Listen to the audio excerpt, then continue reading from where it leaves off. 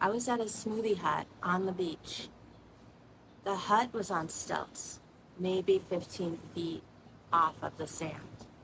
And my friend and I were leaning against the counter, waiting for our order, when a man came between us and started fussing with some newspapers on magazines that were on the counter. I thought it was strange, and then it hit me.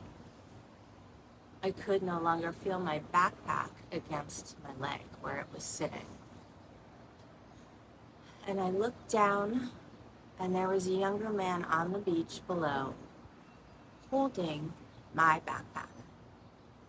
I yelled, and I started running. And to my absolute amazement, a car had pulled up. The older man who had come between us jumped in the car, and the younger man came running off the beach with my backpack and jumped into a 3-person operation, completely coordinated. Called the police, and they were not super helpful. And the amazing part was that I had cleaned out my backpack that very morning. They made off with my rash guard and a broken camera. I had just taken my passport out. Although the key to our hotel room was in there, so we did have to change rooms. Welcome to the Costa Rica. Good morning, day 29 of Turquoise Rising. I had been living in Long Beach, New York, and desperately wanted to learn to surf. I went home after Colorado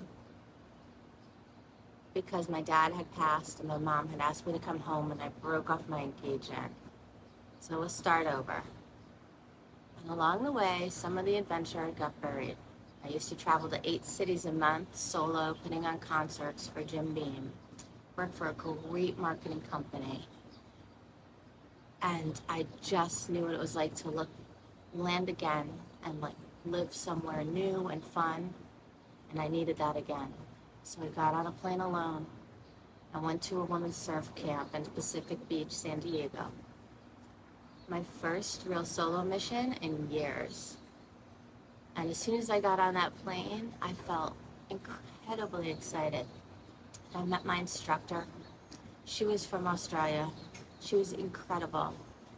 I was out there on a foam board in the lineup in Pacific Beach, which is a pretty serious local crowd. And I'm wearing a surf camp rash guard next to guys literally doing handstands on their surfboards. I was just trying to survive out there and trying not to get my leash cut by cutting somebody off, learning the rules. And then I heard it. Hold the line, hold the line. Go New York, paddle, paddle, paddle. They stopped everyone in the lineup so I could catch this perfect wave. I was so surprised and terrified. And I felt like I was in some kind of 1970s surf movie. And I've never been more out of my element, and I never expected ever to hear them call me out. New York, that's me. I'm the only one from New York. And it was amazing. And I left Pacific Beach with my spirit alive all over again. That was before Costa Rica. And I went back to a surf camp, a Roxy camp this time in Hako. I went for 2 weeks with a girlfriend. And we flew into San Jose, we rented a car, we drove across the country together. Arenal and the active volcano, the second active volcano I've seen in my life. The first one is Hawaii. Log bridges that we drove across over a river, black sand beaches at Playa Hermosa. I'd never seen anything like that before.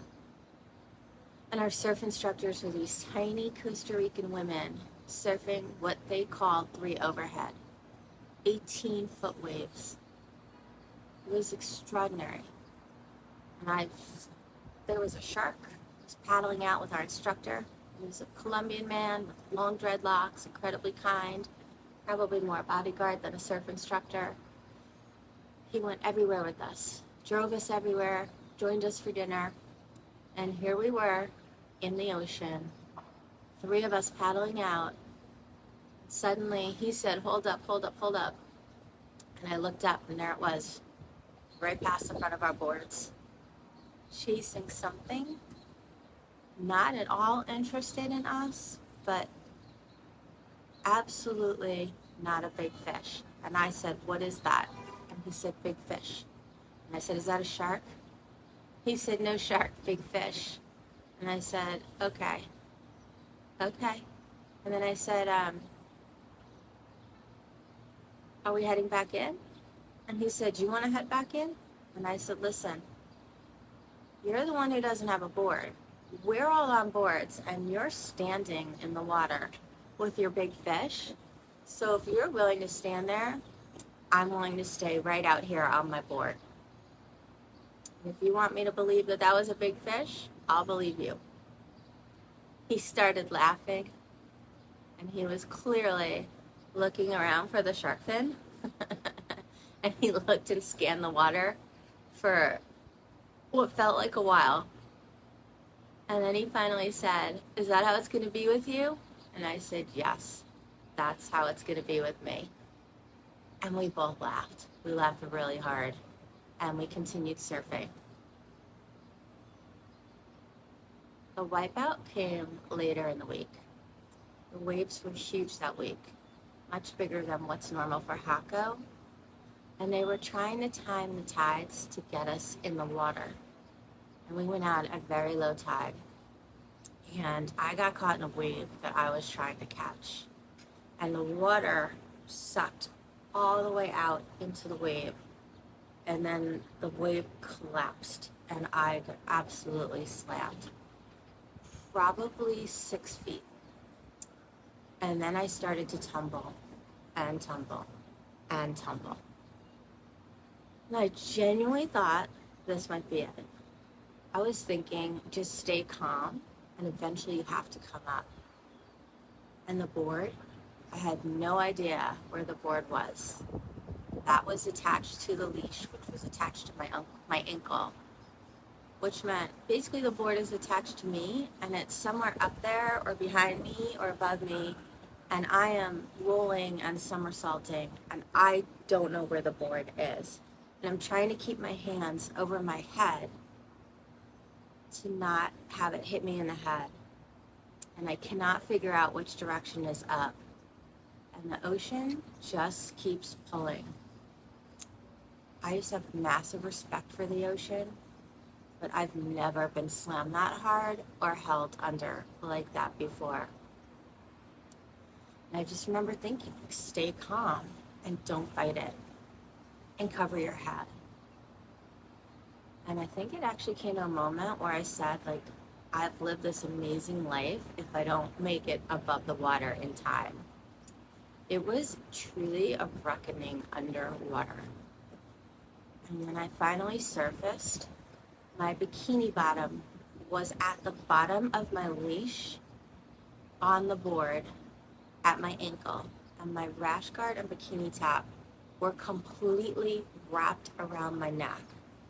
And the whole purpose of going out that day was that they had hired a photographer to get pictures of us surfing. All I got was a double ear infection, a perforated eardrum, permanent hearing loss that I carry in my left ear to this day. But I still love surfing, with lots of respect for the ocean. Now I'm building 5 companies from a balcony with no guarantee, and the outcome is terrifying. But here's what I figured out. I got a plane alone to go to a women's surf camp once because I needed my spirit back. I stayed in the water when a shark swam past the front of my board. I've tumbled in a washing machine under probably 6 feet of water, wondering if I was ever coming back up, and was slammed many feet down. And I've lived an amazing life no matter what. Building something from a balcony in Palm Beach is terrifying, and I'm completely excited. This is day 29, 29 days live and unfiltered. If you're in your own reinvention, come and walk with Rico and I. Subscribe below and rise out loud.